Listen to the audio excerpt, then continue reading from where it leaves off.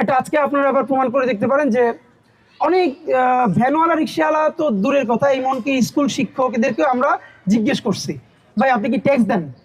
একটু চিন্তা করে বলেন, আমি তো ট্যাক্স দিই না। এখন আমাদের দেশে ঢুকানো হয়েছে মনস্তত্ত্বে ট্যাক্স দেয় শুধু যারা ট্যাক্স পেয়ার, বড় লোক, মানে রিটার্ন সাবমিট করে বছরে একবার। অথচ এই যেই বাচ্চাটা আজকে জন্মগ্রহণ করলো, একদম মৃত্যু পর্যন্ত না, মৃত্যুর পরেও একটা নাগরিক এই রাষ্ট্রে ট্যাক্স দেয়। আপনি বলবেন মৃত্যুর পরে কেমনি দেয়? আপনি মৃত্যুর পরে যে কাফনের কাপড়টা কেনে, এটার মধ্যেও ভ্যাট ট্যাক্স আছে। এই যে খাটিয়াটা কেনে, মোমবাতি কেনে, আগরবাতি কেনে, তার মধ্যেও ট্যাক্স আছে। এখন এই যে আমরা ভ্যাট দেই, দেখেন 5 টাকার একটা জিনিস কিনলো, এই যে রিক্সাওয়ালা বাড়িতে 10টা টাকার কথা বলে, 10 টাকার মধ্যে মিনিমাম তো 3 টাকা ভ্যাট ট্যাক্স, ওইটাকে ঠিক করেই কল রেটটা ঠিক করা হয়। এখন আমার দেশের যখন কোটি কোটি মানুষ জানেই না সে ট্যাক্স দেয়, তাহলে আপনি ক্যারে জানাবেন যে আপনি এই রেস্টুরেন্টে টাকা দেন, আপনার টাকায় রাষ্ট্র চলে? তো সে যদি নাই জানে আমি টাকা দিই, সে মালিকানা বুঝবে কেন?